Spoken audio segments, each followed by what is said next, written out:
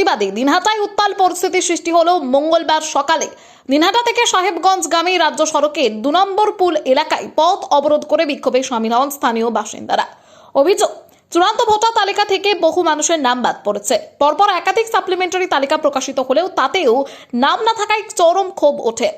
এরই প্রতিবাদে এদিন রাস্তায় নেমে অবরোধ গড়ে তোলেন ক্ষুব্ধ ভোটাররা। স্থানীয় সূত্রে জানা যায়, বিক্ষোভ নেতৃত্ব দিতে দেখা যায় তৃণমূল কংগ্রেসের নেতাদের। পাশাপাশি যাদের নাম ভোটার তালিকা থেকে বাদ গেছে তারাও সরাসরি আন্দোলনে যোগ দেন। এর পাশাপাশি অবরোধের জেরে কিছুক্ষণের জন্য যান চলাচল ব্যাহত হয় এবং রাস্তায় দীর্ঘ যানজটের সৃষ্টি হয়।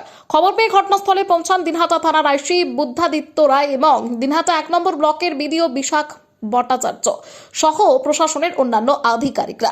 তারা আন্দোলনকারীদের সঙ্গে কথা বলেন এবং সমস্যার সমাধানের আশ্বাস দেন।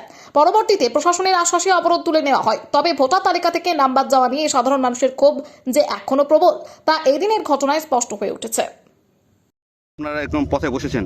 আজকে এই নির্বাচন কমিশন যেভাবে আমাদের সাধারণ মানুষের বৈধ ভোটগুলোকে কেটে বাদ দেওয়ার চেষ্টা করছে, সেই নির্বাচন কমিশনের জন্য প্রতিবাদে সাধারণ মানুষ আজকে এখানে যারা জমায়েত হয়েছে সবাই সাধারণ মানুষ। তাদের নামগুলো যারা এতদিন এখানকার বাসিন্দা ছিল, পূর্বপুরুষ ধরে তারা এখানে থাকছে, আজকে তার নামগুলো বিচারাধীনে রয়েছে। আজকে নির্বাচন কমিশনকে আমরা জানাতে চাই যে এই নামগুলো, এই বৈধ ভোটগুলো, এই নামগুলো কোথায় গেল। অবিলম্বে তাদের এটা জানাতে হবে এবং অবিলম্বে এই বৈধ ভোটগুলো যাতে বাতিল না হয়, বৈধ ভোটগুলো যাতে ফিরে আসে, এদের নামগুলো যাতে ফিরে আসে বিচারাধীন থেকে। তার জন্যই আজকে এই আমাদের এখানকার এই সাধারণ মানুষগুলো পথে বসেছে। অবিলম্বে আমরা জ্ঞানেশ কুমারকে জানাতে চাই যে আপনারা অবিলম্বে, যেহেতু আমাদের 23 এপ্রিল ভোট, এই মানুষগুলো যদি ভোট দিতে না পারে তাহলে কিন্তু একটা বড় ধরনের অঘটন ঘটবে। তাই আপনারা অবিলম্বে দেখুন যে আপনারা কি করবেন। 2-1 দিনের মধ্যে এই সিদ্ধান্তগুলো আপনাদের নিতে হবে এবং বৈধ ভোটগুলোকে, আমাদের এই বৈধ নাগরিক যারা আছে তাদের ভোটগুলোকে ফিরিয়ে দিতে হবে। হ্যাঁ, কতক্ষণ চলবে আপনাদের এই অবরোধ? আমাদের চলবে যতক্ষণ প্রশাসন না আশ্বাস দিচ্ছে ততক্ষণ আমাদের এই অবরোধ চলবে।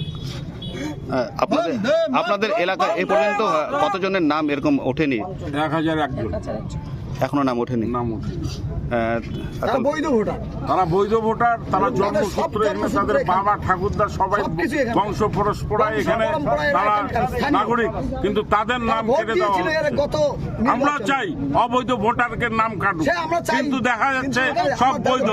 একই ফ্যামিলিতে দেখা যাচ্ছে বাবা মার নাম আছে, ছেলে মেয়ের নাম নেই, হয়তো ছেলের বৌমার নাম নেই। এগুলি কি ধরনের বিচার? এর বিরুদ্ধে আমাদের আজকে আন্দোলন। যতক্ষণ এই নামগুলিকে আবার পুনরায় বৈধ ভোটারের তালিকায় না আনা হবে, আমাদের আন্দোলন চলবে।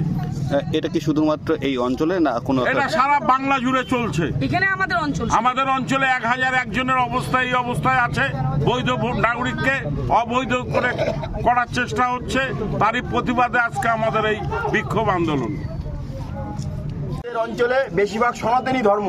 বিজেপির বিরোধী দলনেতা শুভেন্দু অধিকারী বলছে যে আমরা সনাতনী, বিজেপি সনাতনী। তো আমাদের নিগমানন্দ ঠাকুরের যে আশ্রমের যে মহারাজ, তার নামই ডিলিট করে দেওয়া হয়েছে। তো সে কি জ্ঞানানন্দ সরস্বতী মহারাজ কি সে কি সনাতনী নয়? শুভেন্দু অধিকারীর কথায় সে কি বাংলাদেশি? এটা আমাদের জ্ঞানেশ কুমারের কাছে প্রশ্ন। আমার অভিযোগ, আমার বাবা মারা গেছে অনেকদিন আগে, 1993 সালে মারা গেছে। আমার মা জীবিত আছে ছিল, মাও কিছুদিন আগে মারা গেছে। মার 2002 লিস্টের নাম আছে।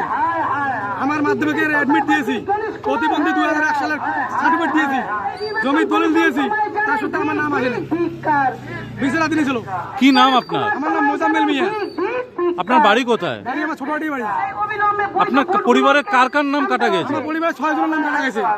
আমার দাদা, বৌদি, আমার বোন, 3টা বোনের নাম কাটা গেছে, 3টা ভাইয়ের নাম কাটা গেছে। আপনার মোট কতজন ভোটার? আমরা 7 জন ভোটার। আমরা তার মধ্যে কতজনের কাটা গিয়েছে? 7 জনের কাটা গেছে। আপনারা এর আগের বিধানসভার ভোট দিয়েছেন? দিয়েছি ভোট। লোকসভা ভোট 2024-এ, বিধানসভা, লোকসভা, পঞ্চায়েত ভোট সব দিয়েছি। তারপরেও নাম কাটা গেল। নাম নাই।